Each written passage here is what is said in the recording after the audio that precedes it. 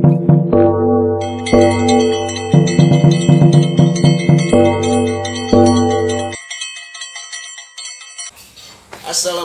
warahmatullahi wabarakatuh. Kembali bersama Danis di podcast KONI Jawara.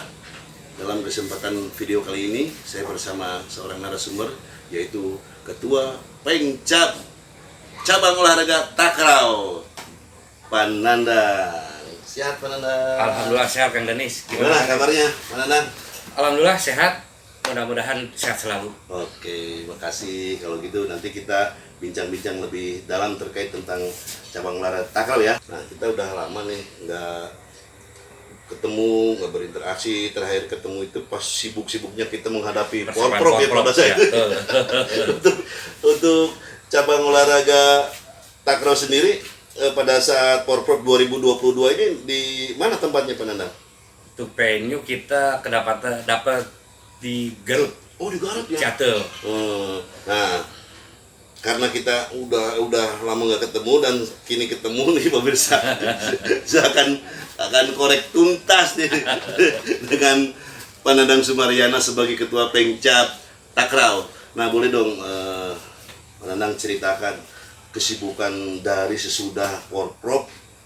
Panandang gimana terhadap cabornya takraw ini, kesibukannya seperti apa? Mungkin pemirsa pengen dengar. Baik, terima kasih Kang Ya. Danis. Setelah Porprov saya mendapat tugas berat dari Pengda sendiri dan dari Dewan Penasehat dan para atlet juga. Ya.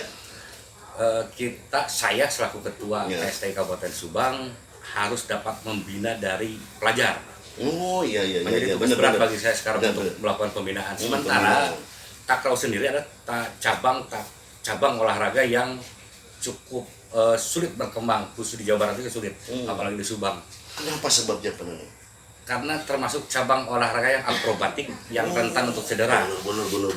Sementara saya juga mantan atlet takraw. Saya jadi atlet takraw mulai tahun 91 sampai saya kuliah.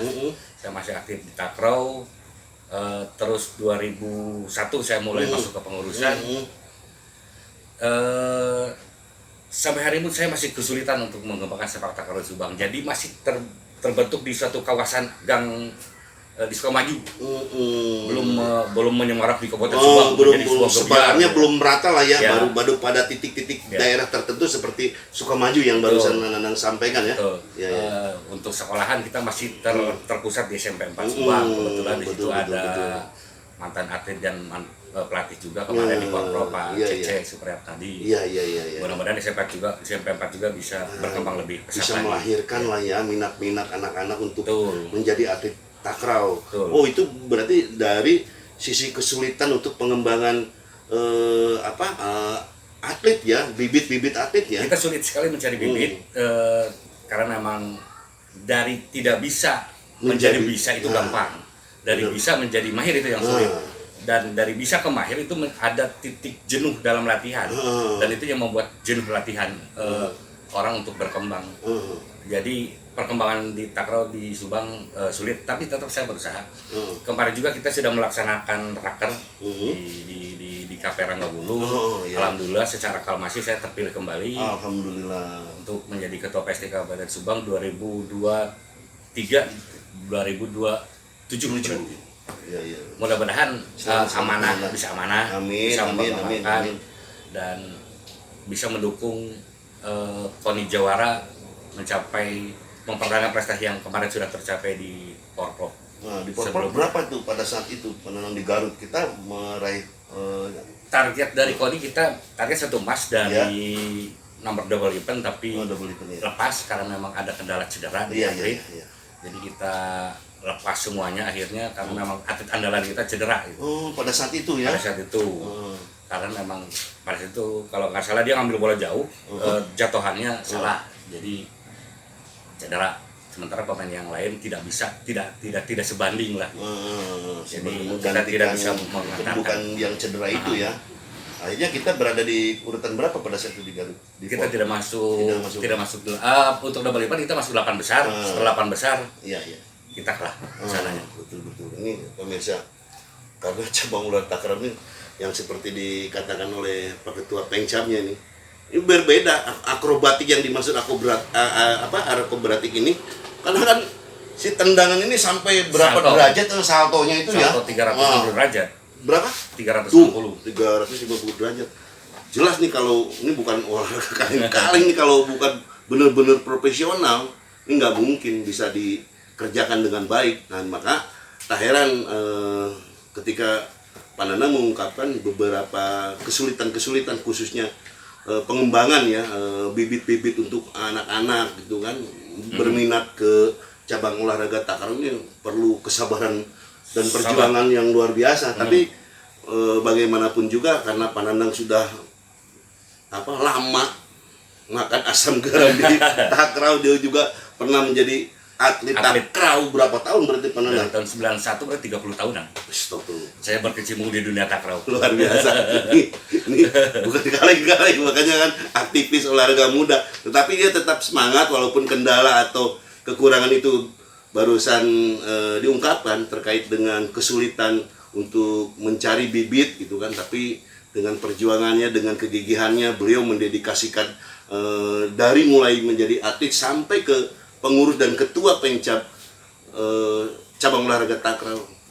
Beliau tetap eksis dan terus menjalankan roda organisasinya, di mana beliau juga terpilih kembali menjadi ketua Pengcap di Muscap ya berarti ya. Muscap Desember kemarin. Desember kemarin ya. Saya ucapkan selamat dulu ya. Siap, buat terima kasih. Nah, terus program kedepannya dari 2003 sampai ke 2007 kan anggaplah Porda sudah dilalui kan. Nah kita dengan Muscap dengan kepengurusan baru dan Pak Nanang dipercaya kembali untuk menjabat sebagai ketua Pengcap cabang olahraga takraw. Nah ini boleh diceritakan dong program-program ke depan. Terus nanti kan kita akan menghadapi Porprov 2025 di Bogor ya. Ya, betul. Seperti apa Pak Nanang, boleh ceritakan lah. Program kerja saya untuk masa kerja yang kedepannya, satu pembibitan dari mulai SD. Kebanyakan atlet kita juga, mantan atlet yang ngapain Porprov, ada yang guru di SD, SMP, yang di SMA ada. Mudah-mudahan nanti saya selaku ketua PSTI akan membebani mereka dan artinya membebani secara positif untuk ikut serta mengembangkan pemasalan melakukan pembibitan di tahap pelajar. Di tahap pelajar tingkat SD dimulainya ya. Dan di Dinas Pendidikan di Spora juga kan mendukung dengan adanya A2SN. Oh iya betul. Tingkat SD, SMP, SMA-nya ada, jadi betul. nanti akan berjenjang. Iya. Dan saya juga mengharapkan ada dukungan dari KONI secara anggaran untuk saya selaku ketua membuat pengadaan peralatan sarana prasarana takraw ke sekolah-sekolah untuk bisa lebih lengkap lagi di sekolah-sekolah melakukan pembibitan peralatan. Mudah-mudahan didengar sama ketum. Pak Nanang butuh segera bantuan dari pembinaan KONI untuk peralatan ya. Ini signifikan sekali kebutuhan mendasar ya. Karena bola takraw, net dan lain sebagainya tidak bisa didapatkan di Subang, harus belanja di luar. Di luar itu ya. Kalau di Subang oke bisa lah. Saya bisa anggaran talangan, dana talangan. Tapi kalau di luar sulit ya. Bola aja kita pesan dari Thailand. Wah itu. Net dari Thailand. Makanya sulit. Bener. Jadi kalau ada di lokal mending gitu kan. Kalau ini kan waduh di Thailand gitu kan. Jadi nggak gampang nih nyari peralatannya aja kan. Dan saya juga mohon dukungan dari Dinas Pendidikan. Dinas Pendidikan untuk masuk dalam kurikulum, karena kalau nggak salah waktu saya bener. Dulu ada di kelas 5 SD kalau tidak salah untuk dalam kurikulum olahraga tradisional masuk ya cabang mata pelajaran olahraga sepak takraw. Dan takraw adalah olahraga asli Indonesia yang harus dikembangkan oleh kita sendiri, khusus di Dinas Pendidikan. Jadi bisa mengembangkan lembaga Dinas Pendidikan Kabupaten khususnya Kabupaten Subang gitu kan. Mudah-mudahan bisa mengelaborasi kerjasama antara Pengcap cabang olahraga sepak takraw dengan Dinas Pendidikan Kabupaten Subang, bagaimana pihak Dinas Pendidikan bisa lebih respect terkait program ekstrakurikulernya barangkali yang harus dikembangkan dimulai tingkat SD, karena ini cabang olahraga asli Indonesia, dan harus dikembangkan oleh kita sendiri dan kebanggaan kita sendiri, dan mudah-mudahan ini bisa didengar ya oleh pihak dinas Harus didengar. Benar. Nah, terus yang ingin saya tanyakan, nah ini program pelatihannya, nah ini bagaimana sih Ketua Pengcap mengkoordinasikan antara pelatih dan atletnya, atau seperti apa Panandang memberikan atau melakukan konsolidasi bahwa program yang diinginkan oleh Ketua Pengcap ini harus tersampaikan kepada atlet? Secara pribadi, walaupun saya tidak tertulis ya, saya punya alat, punya standar tersendiri, alat ukur sendiri untuk mengukur tingkat keberhasilan atlet, bukan atlet ya, pelatih saya yang tadinya mantan atlet. Bener-bener, oh linear tuh, bagus tuh. Jadi dari atlet saya pengen dari SD ada 2 orang muncul, dari SD kamu misalnya. Dari SD ini muncul 2 orang, nanti kita sinkronisasi, digabung menjadi sebuah regu untuk kabupaten. Bener-bener. Terus di tingkat SMP-nya ada beberapa juga pelatih, saya minta satu gabungkan. Itu alat ukur tersendiri buat saya, agar mereka punya semangat untuk menciptakan atlet. Nanti ada secara pribadi pun saya memberikan reward, apapun itu bentuknya, saya suka ngasih kepada atlet, kepada pelatih. Betul. Ini naluri sosial seorang Ketua Pengcap juga jalan nih kan, karena kalau hanya melulu ya mengandalkan gitu kan, itu kan jelas ada timing, ada waktunya yang statis gitu kan, nggak dinamis. Nah kan yang dinamisnya ini udah pasti pakai kantong pribadi. Ketua Pengcap lah, artinya kan biar asal tekor asal kasor, biar risiko Ketua Pengcap seperti itu. Dan inilah dinamikanya sebagai Ketua Pengcap tuh harus seperti itu. Jadi nggak melulu kita mengandalkan bantuan formal. Jadi kocek pribadi pun karena demi kecintaannya terhadap cabang olahraga sepak takraw, hal itu udah menjadi biasa ya, memecut, mendukung materi untuk ke bawahnya lah, program-programnya agar benar-benar bisa teraplikasikan. Ya, karena saya dibesarkan, saya sampai jadi sekarang pun karena takraw. Betul, benar-benar. Nah, jadi kenapa saya tidak ada feedback ke takraw kembali? Benar.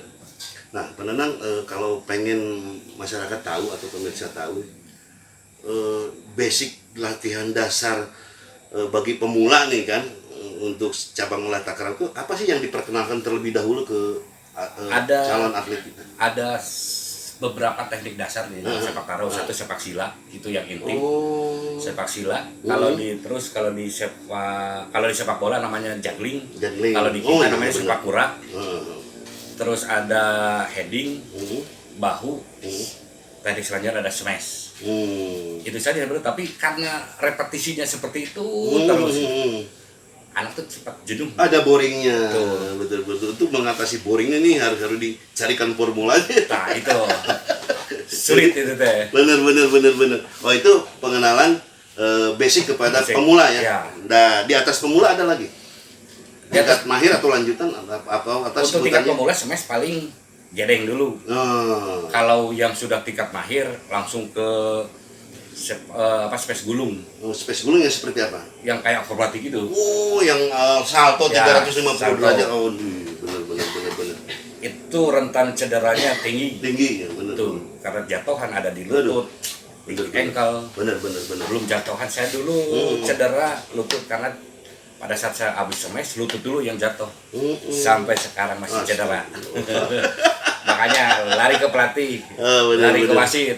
Sekarang jadi pengurus. Alhamdulillah, benar. Nah artinya kan dari pengenalan ke pemula terus ke mahir. Nah mungkin di antara pemula ini dari basic yang diajarkan paling tersulit ditangkap oleh anak-anak seperti apa sih? Teknik untuk yang dilakukan oleh pemula paling sulit adalah sepak kura, juggling kalau sepak bola. Juggling. Ya, itu yang paling sulit ya. Berarti artinya ada formula khusus atau ada trik khusus pelatih bagaimana si anak pemula untuk mengenal cabang olahraga takraw ini bisa bisa Ya. diterima lah, Karena bisa bolanya keras ya, diselesaikan. bukan bola sepak bola. Oh, itu Bola bahannya dari terbuat apa sih Pak Nanang kalau boleh tahu? terbuat dari fiber sintetik. Jadi Fiber kalau dulu sintetik. memang rotan, Oh, rotan asli dulu. tapi rotan rentan terhadap cuaca. Ketika cuaca dingin dia akan menciut. Ketika cuaca Berubah panas ya? berubah. Waduh. Kalau fiber sintetik lebih bertahan di cuaca Stabil. apapun, gitu. Ya, stabil lah cuaca apapun, mau dingin mau panas lah gitu ya. Aduh, kalau boleh tahu berapa tuh harga bola? Harga bolanya tidak mahal, cuman berapa 300, tapi karena tidak adanya itu yang sulit ya. Oh iya, di Thailand itu Iya. ya adanya, jadi kita harus inden terlebih dahulu. Betul. Bener. Kalau bola voli kan ada di Bandung, di Subang ada bola voli, bola sepak yang Bener. Nah, untuk di tingkat mahir yang paling tersulit, salto itu sebutannya apa? Salto yang 300 smash gulung. Nah, itu smash glung. Aha. Itu paling tersulit ya di tingkat mahir ya. Tersulit itu. Dan pengembangannya pun ada dengan smash langsung full dengan full power, ada yang smash dengan plus dengan trik. Kalau di voli apa namanya? Tipu-tipu ada. Tipe-tipenya ya, bener. Itu paling sulit. Bener. Nah, oke lah. Jadi itu mungkin pemirsa untuk memahami bagaimana pola dasar pengenalan cabang olahraga sepak takraw kepada atlet pemula. Nah, dari situ baru ke tingkat mahir. Nah, kita akan memahami semua apa yang diuraikan oleh Pak Nanan selaku Ketua Pengcap Sepak Takraw Kabupaten Subang. Dan berikutnya ingin saya tanyakan, nah setelah itu dari selesai kembali ke Porprov ya, dari selesai Porprov 2022, nah selama ini apa yang Pak Nandang siapkan untuk menjelang Porprov Bogor, Kota Bogor nanti ini?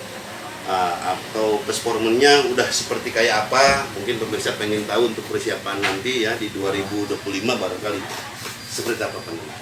Persiapan Porprov nanti 2025 saya akan mempertahankan atlet yang kemarin yang masih siap secara usia. Karena tahun Porprov kemarin pun kita dibebaskan untuk usia.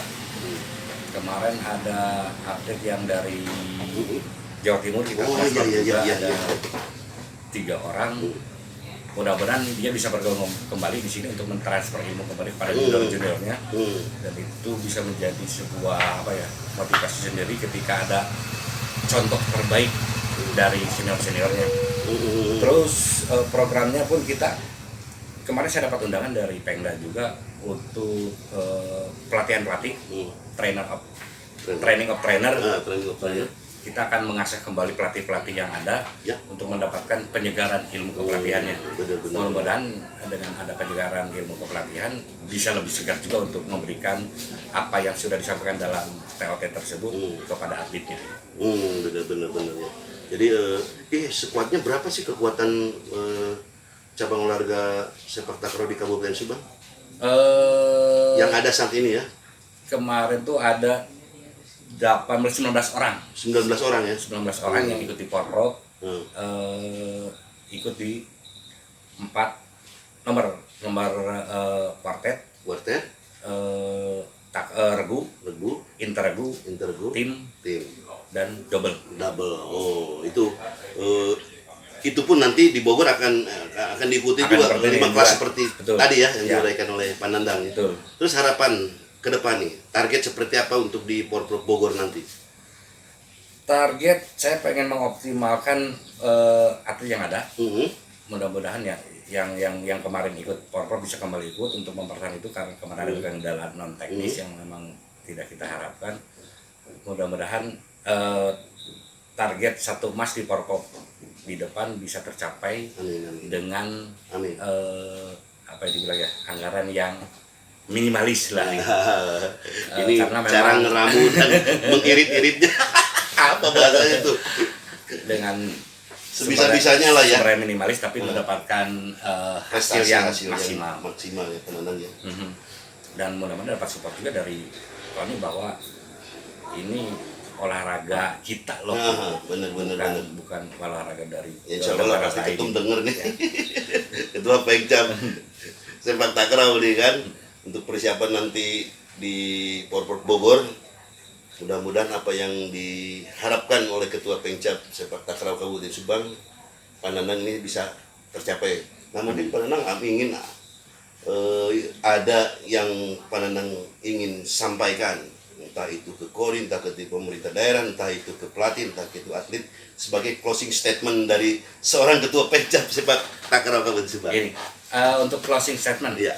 ada sebuah analogi, ada sebuah logika. Ketika kita ingin sebuah prestasi olahraga, layaknya sebuah motor. Nah, Ketika motor digeber pengen ngebut, Hah? tapi bensin diirit, alah, yang ada kan jebol mesin. Begitu juga kan di olahraga. ini analoginya keren banget nih. Ketika olahraga pengen maju, prestasi pengen maju, anggaran diseret, yang ada kalori berkurang apa berkurang, badan kita yang rusak, atlet kasihan. Jadi tujuan nggak kecapai, malah kita semakin ringsak gitu kan, dalam tanda petik ya. Nah artinya prestasi tegak lurus dengan biaya maksudnya. Tegak lurus. Tegak lurus dengan biaya ya. Kalau biaya nggak dukung. Prestasi berbanding lurus dengan anggaran. Anggaran untuk biaya. Tidak bisa dibohongi karena ketika ya macam motor ketika standaran dengan yang tune up akan berbeda hasilnya, Bu. Dan begitu pun atlet kita, tidak mungkin kita peras tenaganya apanya tapi gizinya dikurangi, suplemennya dikurangi, ya kasihan. Yang ada rusak badannya. Ini analogi seperti itu. Closing statement dari saya, mudah-mudahan KONI dan pemerintah bisa memperhatikan. Jadi bukan sebuah instan. Saya pengen emas 20. Bawa atlet ini, bawa atlet ini. Kasihan kita yang berproses. Benar-benar inginnya berproses, diperjuangkan, suka maupun duka, benar-benar melalui keringat kita. Betul. Dan ada kepuasannya juga berbeda dengan analogi tadi kita ngambil sana sini ya, lebih instan itu lebih kurang abdol untuk kepuasannya barangkali. Secara output betul kita bagus, dapat berapa emas. Betul. Tapi secara kepuasan itu dia berbeda ya. Ya betul. Oke. Ada lagi untuk yang lainnya. Saya ingin Ke pelatih atau ke atlet tidak lain. ada perbedaan antara cabur ini, cabur Nah, ini, cabur ini. Karena bener. kebutuhan cabur Betul. itu sama. Hampir sama, benar-benar. Jadi yang ini mah grade anggaran sekian. Padahal kebutuhannya sama, harus beli ini, kita ke atlet seperti apa gitu. Sama. Mudah-mudahan ada pemerataan. Nah, ada pemerataan anggaran, jangan dibeda-bedakan, jangan ada diskotomi. Baik, Pak Nanang, terima kasih. Siap, sama-sama. Bincang-bincangnya di podcast ini, mudah-mudahan apa yang Pak Nanang uraikan, paparkan ini akan memberikan pelajaran dan pasti mengandung hikmah baik untuk pemirsa semua. Dan apa yang diharapkan dan dicita-citakan oleh Pak Nanang sebagai ketua Pencap Sepak Takraw Kabupaten Subang untuk di Porprov Bogor 2025 mendatang, untuk target 1 emas mudah-mudahan tercapai dan Allah Subhanahu wa taala mengabulkannya. Amin. Terima kasih atas perhatiannya. Assalamualaikum warahmatullahi wabarakatuh. Waalaikumsalam warahmatullahi wabarakatuh.